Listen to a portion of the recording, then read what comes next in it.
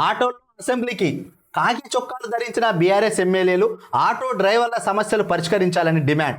ఆదాని వ్యవహారంలో సీఎం వ్యాఖ్యలపై మెరుపు నిరసన. బుధవారం ఆటో నడుపుతూ అసెంబ్లీకి బయలుదేరిన బీఆర్ఎస్ వర్కింగ్ ప్రెసిడెంట్ కేటీఆర్. చిత్రంలో షంబీపూర్ రాజు, మాగంటి గోపీనాథ్, సుధీర్ రెడ్డి తదితరులు దమ్ముంటే ఫార్ములా ఈ రేస్పై చర్చించండి అంటున్న కేటీఆర్.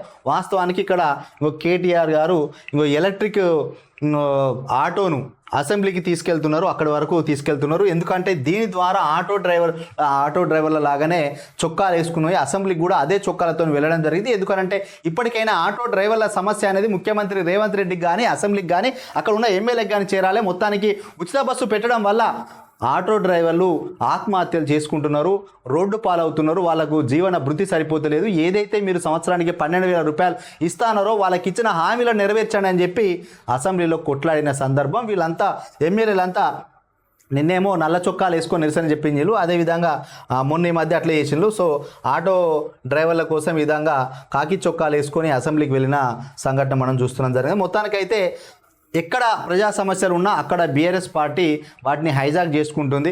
సో కేటీఆర్ ఒకవైపు, హరీష్ రావు ఒకవైపు సమస్యలు లేవనెత్తు ప్రజా సమస్యలపైన పోరాటం చేసినట్టు తెలుస్తుంది. ఇదేదో అధికారం ఉన్నప్పుడు చేస్తే బాగుండు, అధికారంలో కన్ను మిన్ను కాన రాకుండా డాబు దర్పంతో, అహంకారంతో మళ్ళీ తిరిగి కింద పడ్డట్టు అయింది వాళ్ళకు. ఇప్పుడు వాళ్ళకు సోయొచ్చింది.